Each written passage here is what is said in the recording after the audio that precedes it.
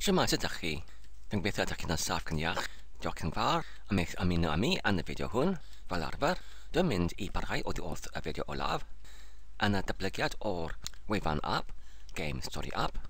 Heddiw dwi'n eisiau i ganolbwyntio am wneud gwelliannau yn y defnyddwyrydd o'r app yma, ond yn ytrach na'r nodi lawr pob dim ar y restr o beth i'w wneud, dwi'n yn unig yn mynd i osod yr un dodiad ac wedyn yn mynd yn manwl trwy'r pob manylion ac gan y ffordd yma yn trwsio bob un nam a chwilen ar y fan ac enid honno, achos fe fyddai y ffordd hon yn cyflymach ac yn fwy effeithlon.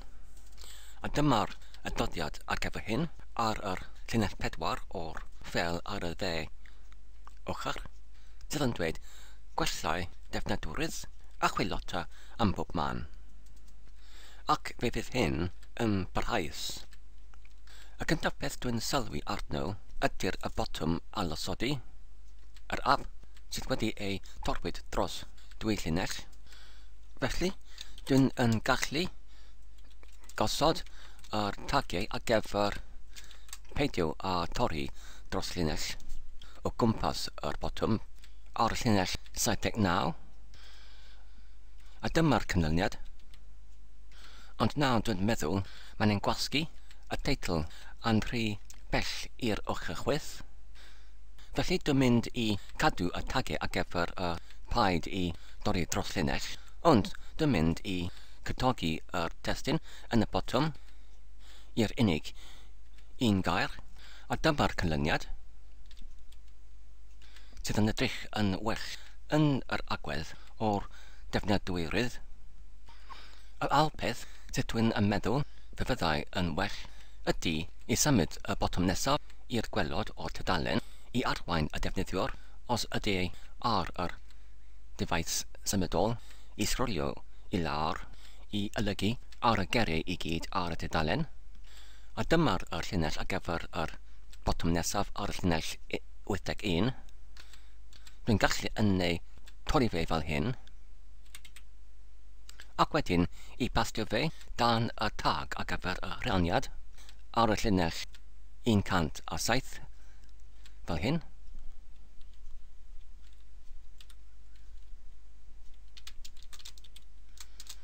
A dyma'r canlyniad fan yma. Ac hefyd fydd angen i newid y testyn oddi wrth clicio ar y botwm nesaf uchod i'r isod sydd ar y llinell 83. Dwi'n mynd i newid hyn i'r geriau ar y gwelod.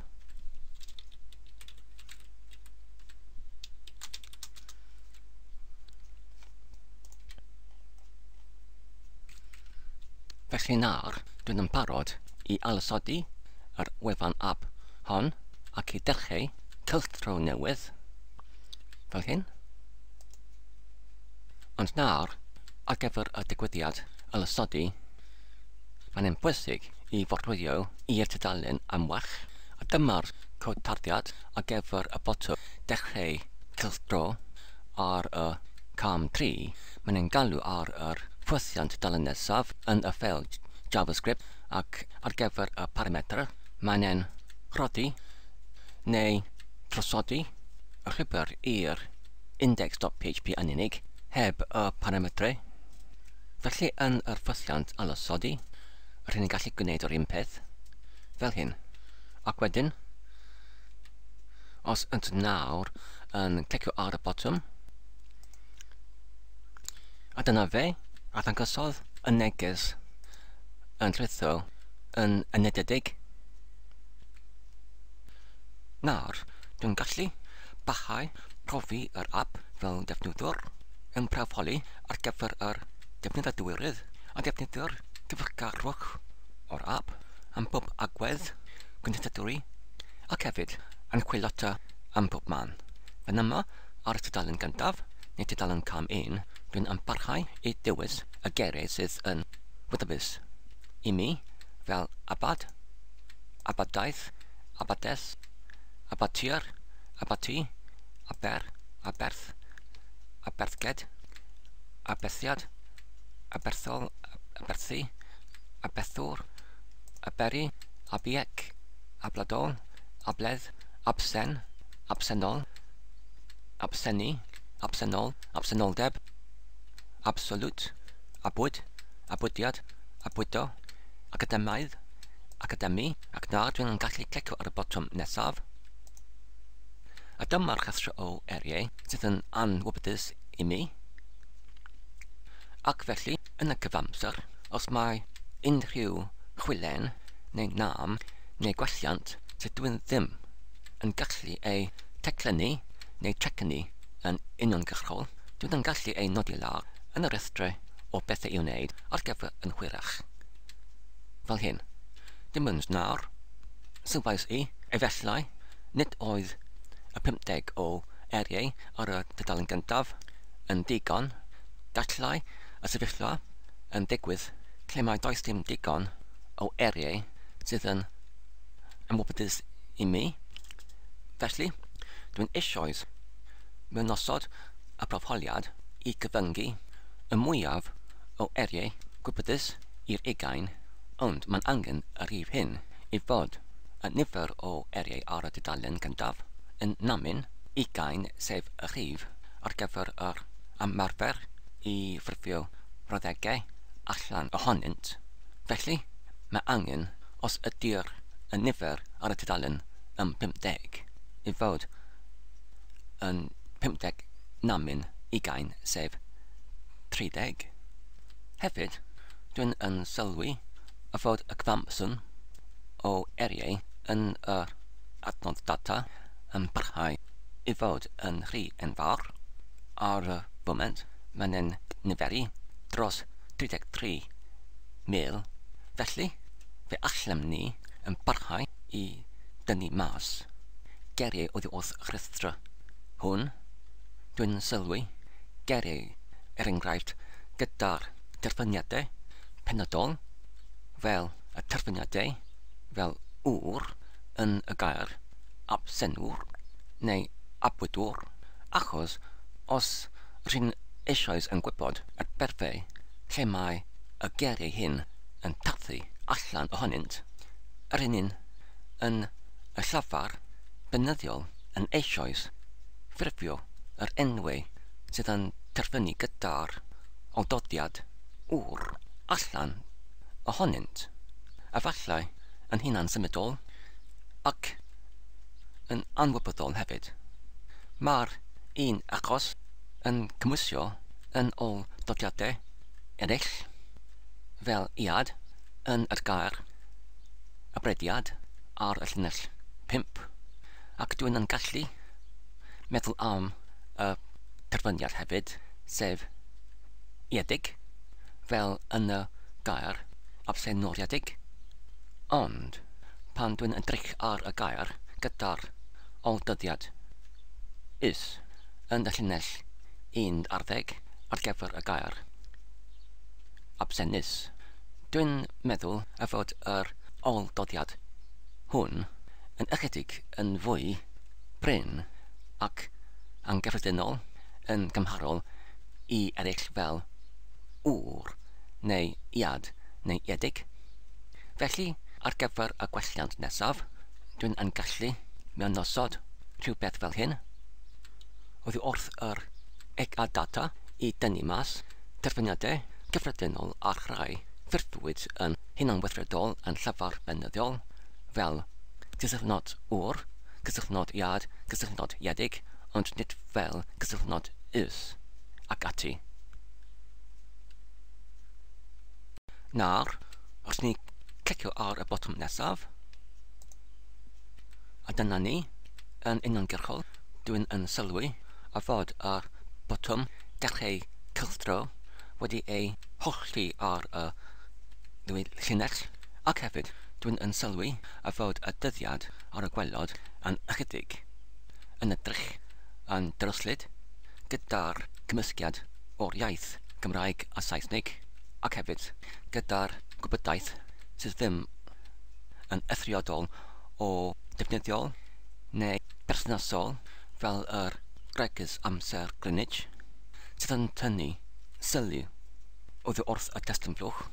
Felly, os dwi ddim yn gallu yn uniongyrchol trwsio yn nam me hyn, neu teclennu neu trecynnu y gwelliannau, dwi'n yn gallu ei dogfennaethu i mewn yn y rhestr o beth i'w wneud, ac hefyd dwi'n yn gallu gwneud yr un peth ynglyn at fy templadau, ynglyn at unrhyw beth arall ar y dudalen, fel hyn.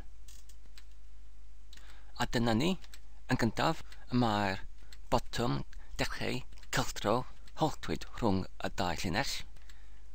Yn ail, mae'r amser a chipwyd yn edrych yn dryslyd, yn rhy gymledd. Yn trydydd, mae y peniad yn rhy fawr ac yn cymryd gormod o gofod. Yn pedwerydd, mae'r testyn blwch i symud i'r brig. Yn pumed, mae angen rhyw fodd o algylchu y testyn a chipwyd, enghraifft pan mae'r defnyddwr angen i cau yr poriwr ac i dychwelyd yn chwerach. I barhau gyda'r testyn, mae angen rhyw fodd i algylchu y testyn, ac yn chweched, dwi'n temlo y fod y botwm blaenorol yn angenrheidiol, ac hefyd fe allai hyn yn tynnu sylw oddi wrth y defnyddwr yn mewnbynnu y testyn i mewn yn y testyn blwch. Ac hefyd, fe newydd ychwanegu y fod y testyn blwch yn edrych yn angydbwysedig, gyda'r un ochr o led ymyl yn fwy eang nag yr un arall ar y ochr dde. Felly dwi'n mynd i dechrau gyda'r gwelliannau ar y dudalen 3. Y llinellau perthnasol yw y rhain oddi wrth y llinell 147 i 150. Ac wedyn dwi'n mynd i bastio nhw islaw y neges hyfforddiant ar y prig fan yma ar y llinell 138. Ac wedyn i symud y llinell ar gyfer y testyn blwch yn islaw i'r botymau, fel hyn.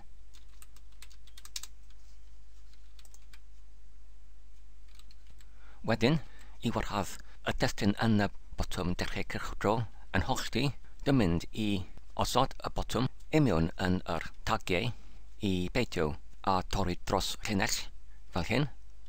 Ac hefyd, dwi'n mynd i newid y testyn oddi wrth dechrau cylchdro i aildechrau, fel hyn. Ac wedyn dwi'n mynd i cael gwared o'r botwm blaenorol.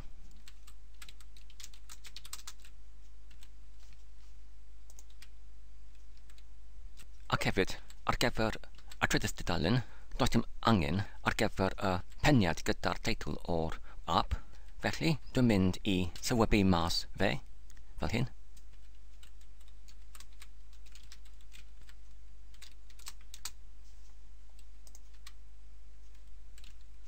Ac hefyd fel hyn. Ynglyn at y botwm aildechrau, dwi'n yn gallu ei symud fe i islaw y geriau.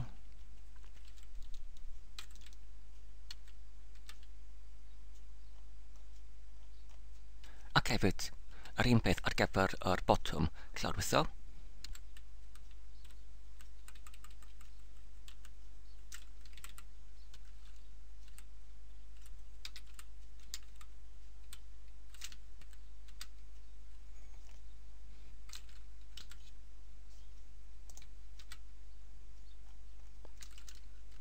Ynglyn at yr botwm achub ac hefyd y gwybodaeth, dwi'n yn gallu cytogi ac talfyru y neges i rhywbeth fel achubwyd ac wedyn yn unig yr amser neu'r amser gyda dyddiad yn y talfyriad fel hyn. Nawr ar y llinell 17, dwi'n wedi gosod yr gwybodaeth yn y tagiau ar gyfer yr ychwant gyda'r maint o'r ffont yn 80% yn lai, gyda'r neges ei dalfyrwyd i'r un gair, achubwyd, ac hefyd fe nawr mynd i dalfyru y dyddiad o'r amser yn y ffwythiant nawr tanllellu di amser. Ar y llinell 9, Dwi'n yn rhoddi y llinyn ar gyfer y dyddiad i mewn i'r amwolyn LDTSTR, ac wedyn ar y llinell 12 dwi'n yn defnyddio y chwilbryd o'r gwrthrych yr amwolyn, sef yr is llinyn, i adeiladu y llinyn o'r dyddiad a'r amser cyfrifiadig, ac unwaith eto, oherwydd mae'n codwyd yn yr iaith JavaScript, mae angen i wneud y llawn datblygiad o dudalen trwy bwyso ar y botwm rheoli gyda'r botwm F5.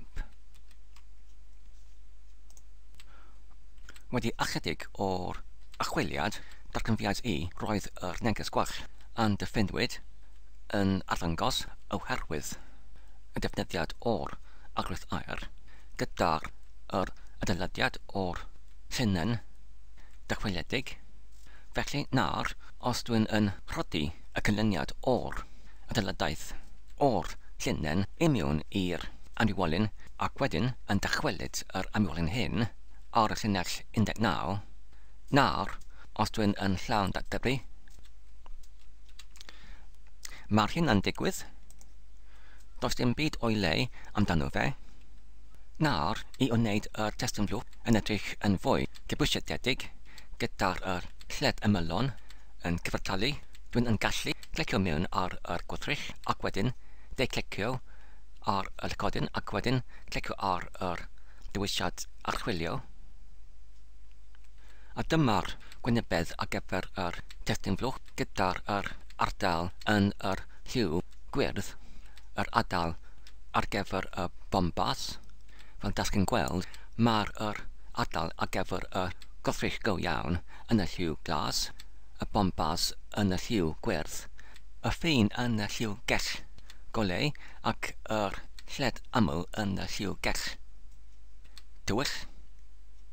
Felly ar gyfer y corff o'r dudalen, mae gyda fe yr ardal ar gyfer y ffin allanol i'r corff go iawn sydd yn yr lliw glas, ac mae'r gwrthrych y testyn flwch yn uniongyrchol yn erbyn y ffin o'r corff o'r dudalen ar y ochr chwith, ond ar y ochr dde mae'n gorlapio cydraws i mewn i'r ardal y ffin ar gyfer y corff. Felly, dwi'n mynd i leihau yr eangder o'r testyn flwch oddi wrth 100% i rhywbeth fel 95%, a dyma'r canlyniad.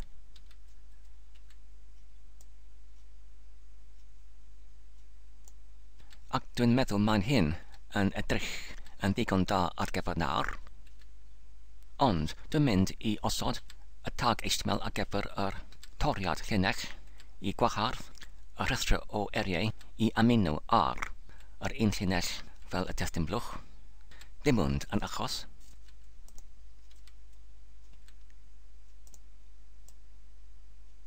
Nawr, os dwi'n yn ehangu y dudalen, mae'r geriau islaw yr testyn flwch yn aros islaw. Nawr, os rydyn ni'n yn adolygu y pethau i wneud ar y dudalen cam 3, mae'r pwp dodiad wedi ei gwblhawyd yn ether i dodiad rhif 5, rhywfodd o elgylchu y TXT stori a chybwyd.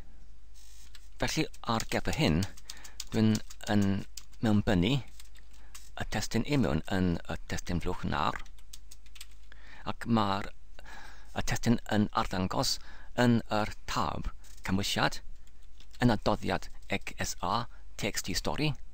Felly, os dwi'n yn nawr yn symud i ffwrdd oddi wrth yr dudalen hon i ryw dudalen arall ar y wefan neu ar y rhyngrwyd, beth sy'n digwydd? Wel, cawn ni gweld, os dwi'n nawr yn symud i'r hafan o'r wefan dev.gerfa.com ac wedyn yn dychwelyd i'r tudalen o'r blaen, mae'r dal yn arddangos yr un testyn, ond nawr, os dwi'n yn cau y poriwr ac wedyn ei ail cychwyn, beth sy'n digwydd? Wel, cawn ni gweld.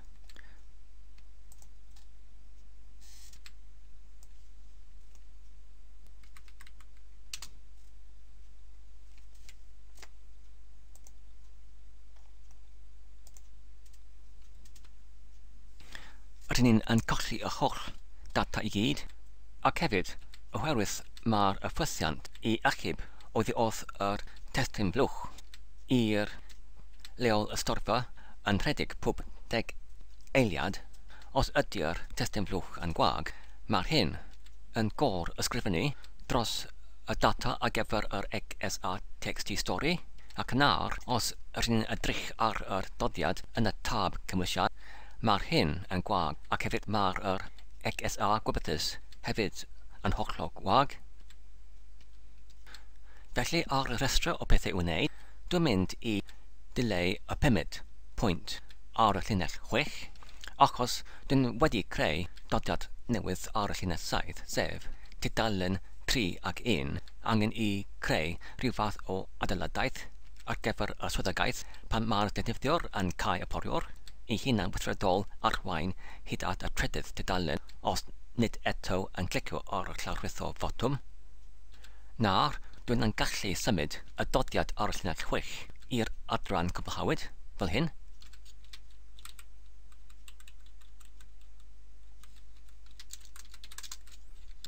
Nawr, dwi'n mynd I ymdrin ar dodiad ar y llinell 5.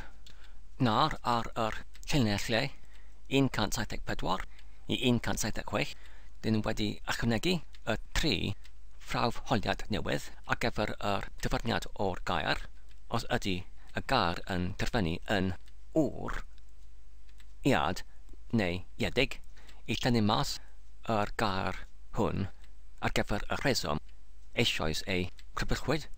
Enghraifft, ar y llinell 174, dwi'n yn aldroi y gair, ac wedyn alldynnu y cyntaf 2 nod, ac wedyn os ydyn nhw yn cyfartalu I RU, sef UR, aldroiwyd, unedio i'r doleniad nesaf allan o'r doleniad gyfredol, ac hefyd yr un peth gyda'r terfyniad iad, sydd pan aldroiwyd yn dod yn 2, ac hefyd iedig, sydd yn dod yn gydau.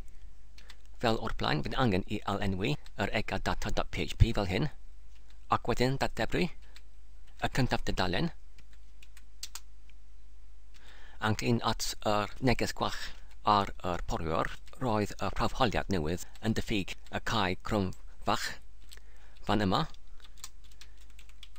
ac hefyd fan yma, ac hefyd fan yma. Nawr, mae angen I alsgrifio y ffeil geri.txt yn ôl i'r tegell oddi wrth yr archif.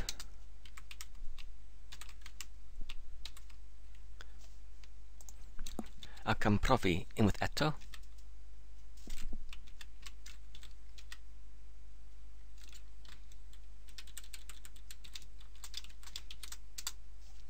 Unwaith eto. Mae angen I dileu yr data file hefyd. A dyna ni. Wedyn, os rydyn nawr yn agor yr data.php, ac wedyn archwilio ar gyfer yr geriau gyda'r terfyniad UR,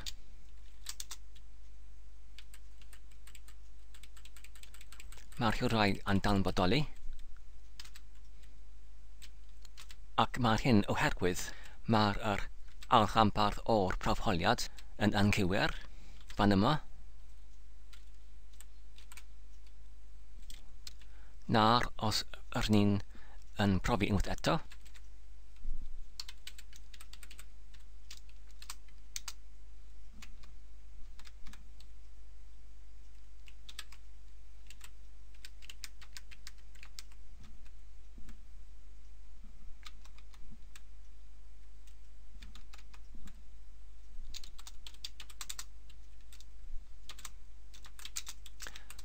nawr, os rydyn ni'n archwilio ar gyfer y terfyniad UR, sydd hefyd yn enw gwrywaidd, does dim hyn yn bodoli,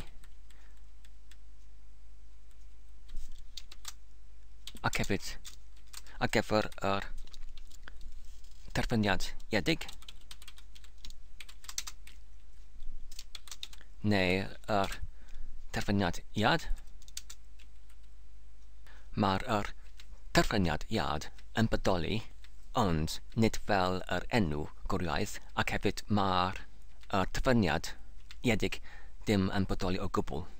Ac nawr mae'r 29,000 o eriau yn ytrach na 33,000. Yn ôl ar y restr o beth i'w wneud, dwi'n mynd i adolygu y dodiad hyn yn ychydig. Yn gyntaf, fi'n mynd i newid y gair gwelliant i barhaus. Ac wedyn, ar gyfer y terfyniadau o'r iad ac iedig, dwi'n mynd i dodi nhw gyda'r lythren y bychnod i arddegau mae'r rhain yn cwblhawyd, fel hyn. Ond, rydyn ni mynd i cadw yr dodiad hyn yn y adran o beth i'w wneud yn yr achos ar gyfer y terfyniadau eraill sydd yn debygol, fel hyn. Ynglŷn at y cyntaf dodiad, wedi ychydig o'r archwiliad, darganfuais i does dim unrhyw beth sydd angen i'w wneud ar ei gyfer, oherwydd os rydyn ni'n edrych ar yr cod tarddiad perthnosol yn yr ffeil JavaScript, pan mae'r defnyddiwr yn clicio ar yr gair, mae'r hyn yn namin oddi wrth yr cyfamsyn, ac os rydyn ni'n edrych ar y cod ar gyfer yr llinell lle mae'r cod PHP yn gosodi y gwerth yn yr amrywolion JavaScript ag nifer geiriau, mae'r hyn yr allbyniad neu cynhyrchiad o'r elcres olaf namin yr elcres gyntaf ychwaneg 1, felly mae'r swyddogaeth hon yn eisoes yn gywir. Felly ar gyfer y dodiad ar y brig, dwi'n mynd i newid yr gair gwelliant i eisoes yn gywir fel hyn. Ac wedyn ei symud i'r adran cybyhawyd.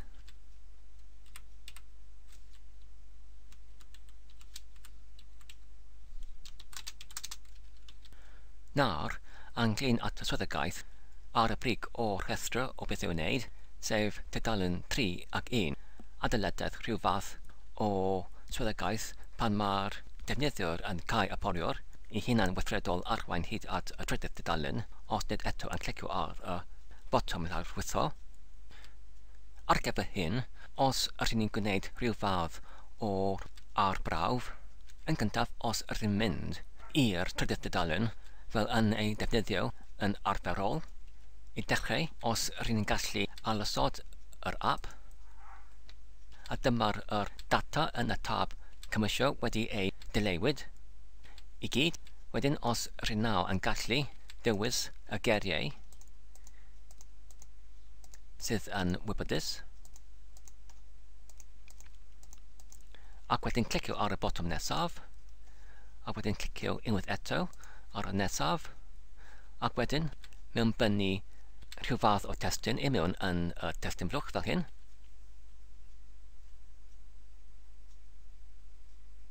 Nawr, wedi 10 eiliad, mae'r testyn yn y testyn blwch wedi ei achubwyd i mewn yn yr leol storfa yn y tab cymwysio. Nawr, os rydyn mynd yn ôl i'r cod tarddiad yn yr index.php ac yn sylwebu mas y galwad neu y tag ar gyfer y JavaScript i algyferio y tudalen ar y cam diddym i cam 1 fel hyn,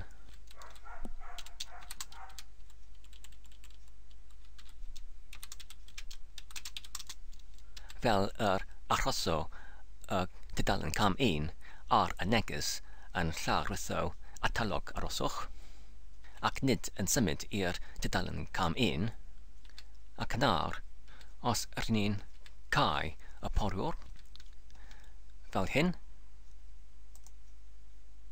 ac wedyn yn ei algordd,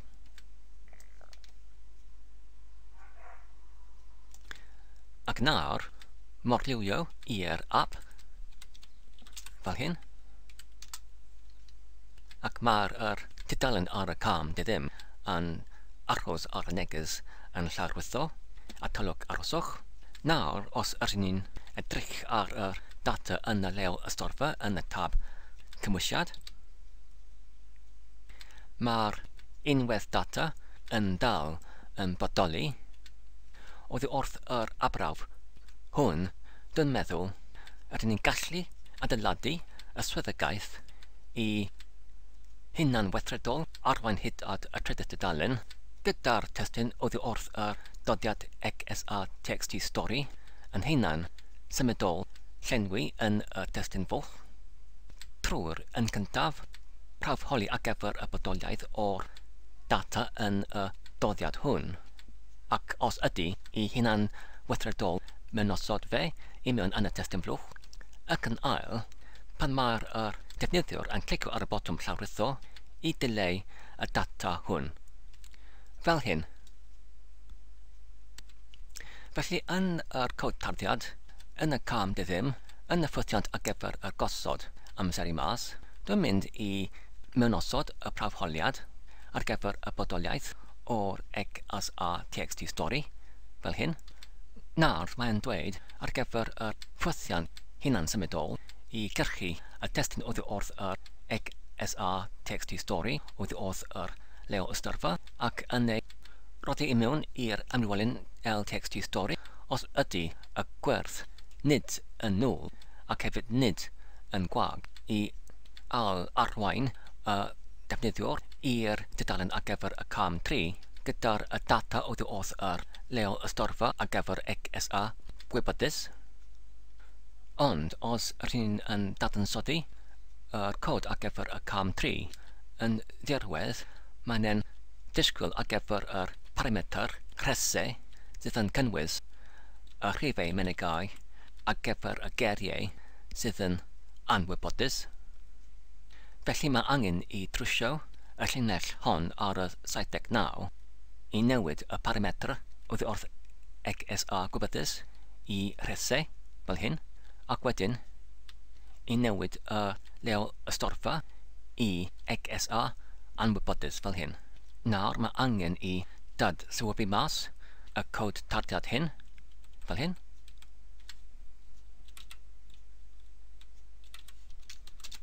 Ac wedyn i ddefru y dudalen, fel hyn. A dyna ni, mae'r dudalen ar y cam dyddym yn hunan weithredol yn arwain hyd at dudalen ar cam 3.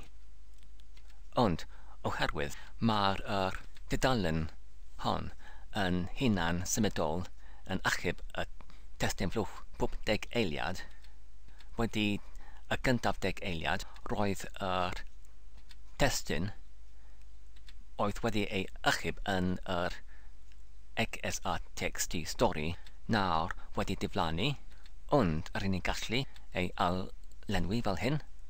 Nawr mae'r testyn yn ôl ar y ochr de, ond ar gyfer hyn i ysgoi yr un fath o drafedd yn y dyfodol, mae angen i mewn osod y cod JavaScript i gyrchu y data oddi wrth yr XSA.txt stori ac i rodi fe i mewn yn y testyn fwlch cyn i fod yn gor ysgrifenwyd gyda'r gwagle oddi wrth testyn fwlch sydd yn wag.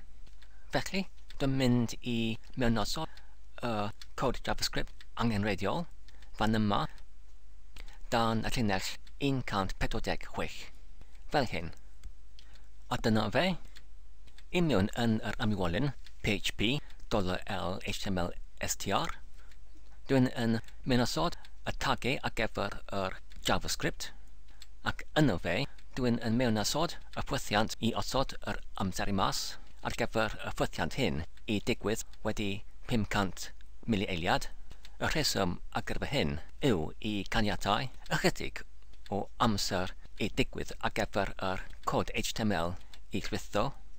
Os ydy'r y cod hyn yn digwydd cyn y gwrthrych testyn fwlch yn gorffen ei llwytho, fydda hyn yn achosi gwall ac yn canlyniad yn achosi y dudalen i ballu llwyddo yn llawer o sefyllfaoedd. Wedyn yn y ffwythiant ar ôl y 500 mili-eiliad, mae'r gwrthrych ar gyfer yr testyn blwch sef TXTStory yn gyrchu y cymwysiad yn yr leo ystorfa ar gyfer y XSA TXTStory ac yn ei roddi i mewn i'r aelod gwerth o'r gwrthrych. Nawr, os ydyn ni'n yn cael poriwr, beth sy'n digwydd? Wel, cawn ni'n gweld.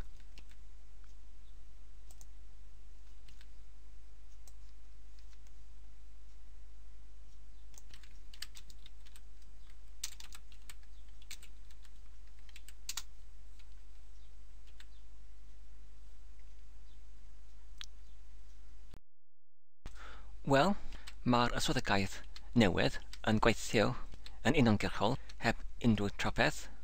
Nawr, os ydyn ni'n mewnbynnu y geiriau yn y rhestra, beth sy'n digwydd? Wel, cawn ni'n gweld.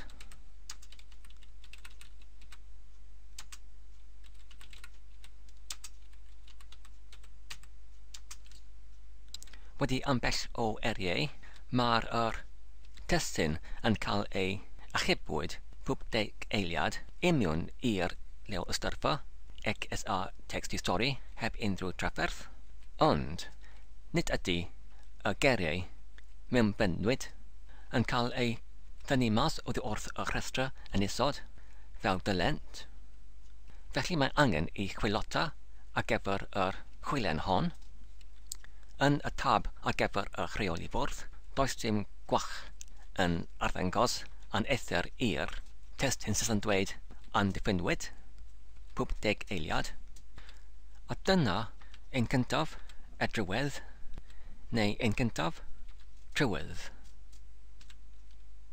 A dyma'r ffwythiant achub ffeil ar y llinell 22 yn y cod JavaScript amlrhyw offer.js ac dwi'n mynd i mewnosod allbuniadau i mewn i'r tab rheoli fwrdd i cynorthwyo gyda'r orenio y chwilen hon, fel hyn.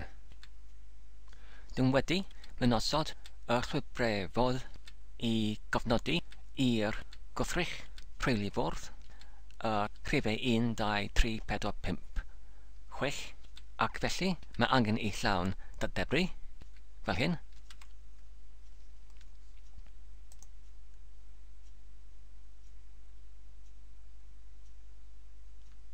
Ac wedyn i achos ar gyfer yr allbyniad. Wel, mae'r rhifau yn yr allbyniad 1 i 6 yn arddangos heb trafferth o gwbl. Mae'r hyn yn arwyddocau does dim byd o'i le yn y ffwythiant achub ffeil. Wedyn, dwi'n gwneud yr un peth yn y ffwythiant gwirio geiriau ac fy'n angen hefyd i llawn dadebru y dudalen fel hyn.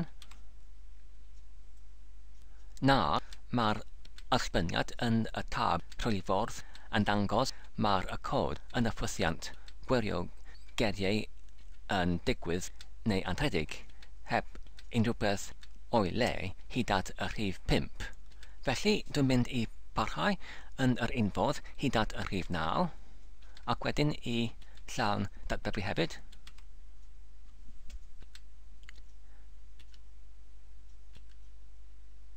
Nawr, mae'r allbyniad yn arwyddocau mae'r chwilen yn bodoli rhywle ar ôl yr rhif 6. Felly, os rydyn edrych ar yr llinell 43 ar ôl y cyfnodiad o'r rhif 6, mae'r cod yn disgwyl am yr gwrthrych A, OBJ ar yr rhif mynegau I ac mae'r dillad o gwrthrychau A, OBJ yn cael ei cyrchu oddi wrth yr enw dosbarth XLSP bottom. Felly os rydyn yn de-clicio ar yr gar ar y tudalen yn y rhestra ac wedyn dewis archwilio. A dyma'r chwilien achos ar ôl yr fformatio o'r geiriau ar y rhestra, mae'r ffwythiant gwirio geriau yn disgwyl am yr fformat o'r tryfflig tanillell fel y gwahanol rhwng y colofnau, ond yn ar nid yw y data hwn yn bodoli, felly mae'n angen i trwsio y cod ar gyfer y chwilen hon. Fel hyn. Yn yr ffail index.php ar llinell 161, dyma'r y llinell sydd yn adeiladu bob un rhes yn y geriau yn isod i'r testyn fflwch. Ar gyfer yr geriau buddiedig, dwi'n mynd i osod nhw gyda'r enw dosbarth lcsp bottom fel disgwylwyd oddi wrth y cod, fel hyn. A dyna fe, dwi'n ddim ond yn ychwanegu y priodoledd i mewn i'r tag ar gyfer yr beiddiad i cyfartalu neu rhodi yr enw dosbarth lcsp bottom i'r priodoledd dosbarth. Nawr, os rydyn yn llawn datblygu y tudalen beth sy'n digwydd, wel, cawn ni'n gweld.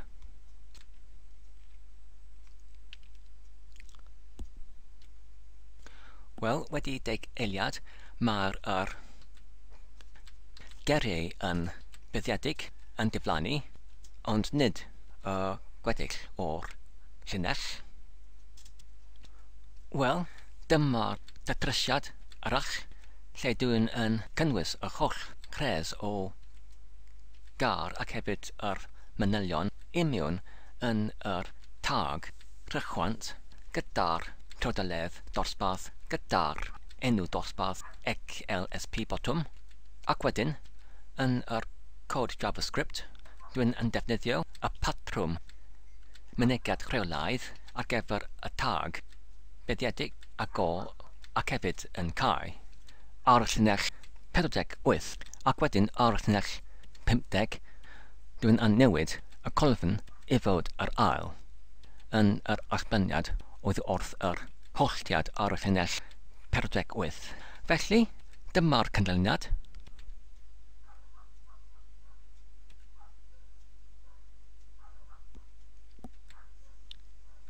Mae'r holl rhestra yn diflannu i gyd. Wedi ychydig yn bell o archwiliad o'r rheiniais i achwilen i fod ar y llinell 49 yn enwedig yn yr patrwm mynediad rheolaidd. Nawr, os dwi'n yn hollti y gwybodaeth ar yr llinell gyda'r dau llinyn sydd wedi ei gwahanu gyda'r arwyddnod pibell ar y ochr chwith ar gyfer y dechreuad o'r tag beiddgar ac ar y ochr dde ar gyfer yr mynegiad ar gyfer yr cae tag beiddgar gyda'r blaen slais wedi ei dihangwyd gyda'r arwyddnod ôl slais. Wedyn, nawr, os ydym mynd yn ôl i'r tudalen ac yn llawn datblygu fel hyn, ac wedyn mewnbynnu y geriau fel o'r blaen,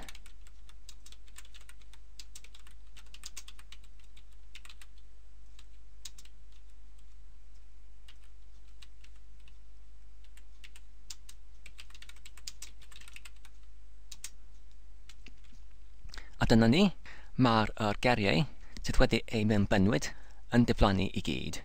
Ac wedyn, os dwi'n yn parhau gyda'r gweddill o'r eriau fel hyn,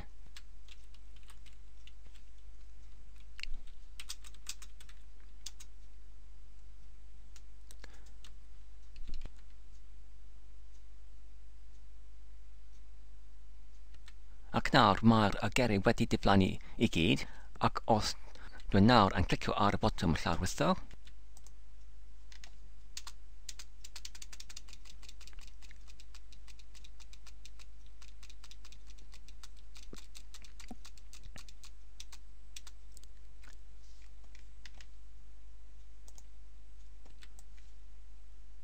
ac mae'r ffail yn edrych yn dda, ac wedyn os ydym mynd yn ôl i'r tudalen cam diddim trwy clicio ar y botwm ail dechrau fel hyn,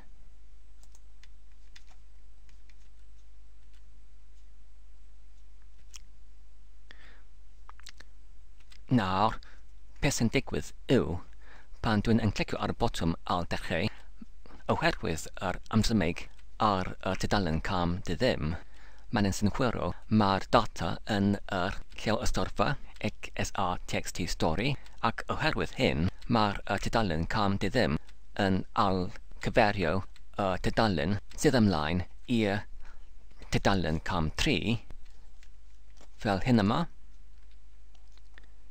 gyda'r llawn rhestr o eriau, ond wedi deg eiliad, mae'r amsymeg yn prawfholi ar gyfer yr bodolaeth o pob un gair yn y testyn blwch, ac yn ei tynnu mas os ydyn nhw yn bodoli yn y testyn blwch.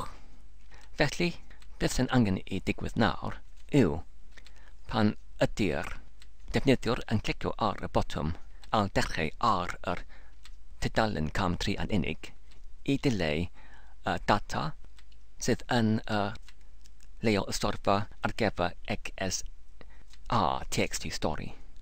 Fel hyn. Os rydyn ni'n clicio ar y botwm al dechrau ac wedyn diwedd archwilio, mae'r cod tarddiad yn arddangos. Mae'r hyn yn galw ar yr ffwythiant tudalen nesaf. Felly, rydyn ni'n gallu newid hyn i rhyw ffwythiant newydd ac yn y ffwythiant hyn i galw ar y ffwythiant tudalen nesaf fel hyn. Yn y ffail index.php, dwi'n yn cyfamserol yn alenwi yr trydeledd ar y cliciad i XX ar y cliciad i anilysyddio y trydeledd hon, ac wedyn dwi'n wedi ychwanegu trydeledd ar gyfer y digwyddiad ar y cliciad sydd yn galw ar yr ffwythiant newydd al dechrau, ac does dim unrhyw parametr ar gyfer y ffwythiant hyn.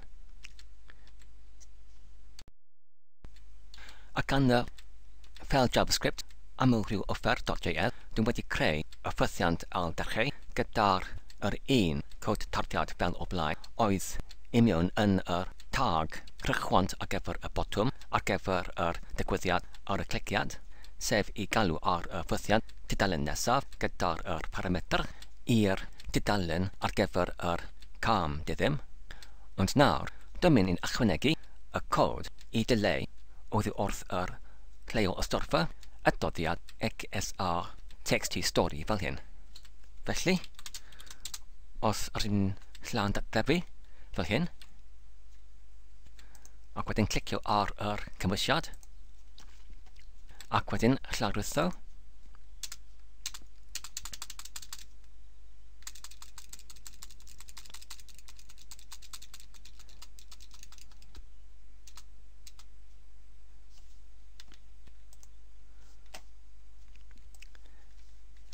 a dyma'r cymwysiad o'r ffail sydd yn edrych yn dda.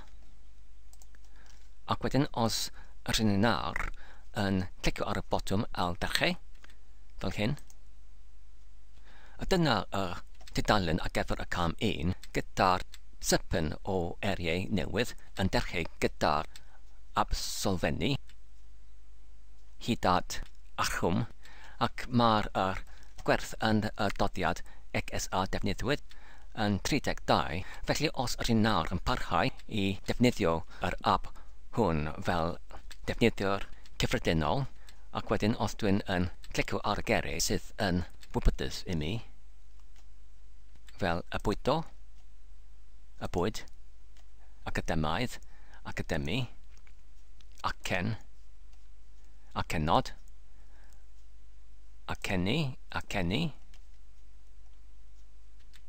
achlysur, achlysurol, achlysuro, achos, achos, achos, achosi, achosaeth, achosion, achosol, a dyna ni i gyd. A dyna'r geiriau sydd yn anwybodus i mi.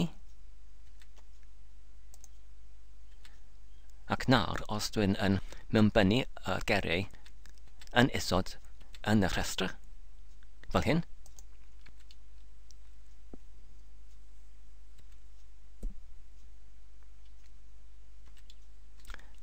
a dyma'r geiriau sydd wedi ei diflannu i gyd oddi wrth y rhestr isod. Ac nawr, os ydw i'n clicio ar y botwm llawrytho, fel hyn,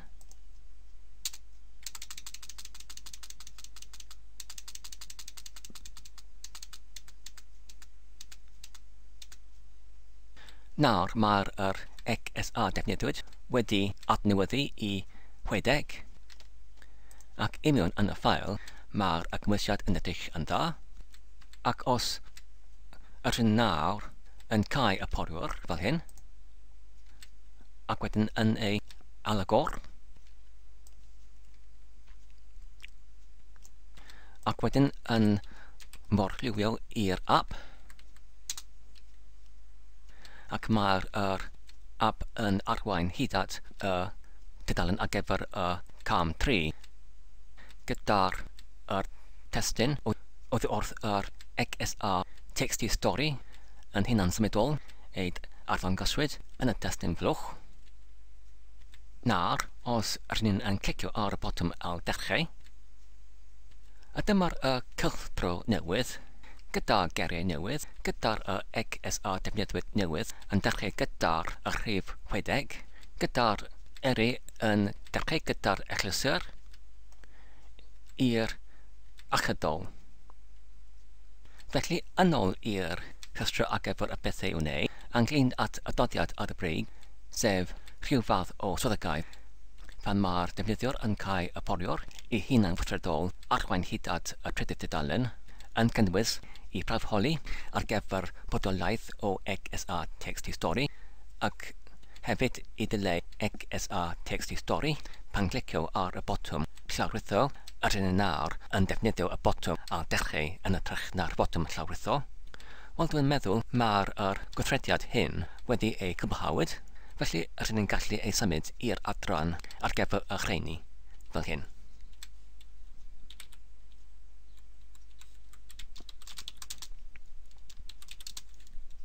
Ynglyn at yr terfyniadau yn y geriau sydd yn ei ffurfwydd yn hawdd ac yn arferol neu gyffredinol yn y llafar benyddiol, dwi'n meddwl rydyn ni'n gallu cynnwys terfyniadau eraill yn ychwanegol i'r o'r, iad ac iedig fel terfyniadau fel garwch, edigol, edig ac ati, ac rydyn ni'n gallu ychwanegu yn fwy yn chwyrach i leihau y maint o eriau i dysgu. A dyna ni i gyd ar gyfer nawr.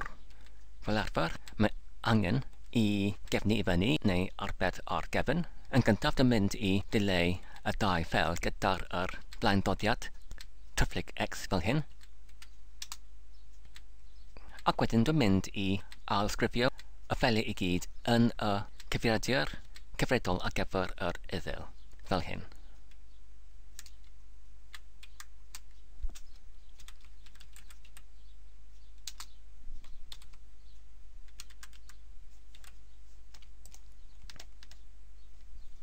Diolch yn fawr am eich gwylio am y fideo hwn. Dwi'n gobeithio ydych chi'n wedi mwynhau ac yn ei darganfod yn defnyddiol.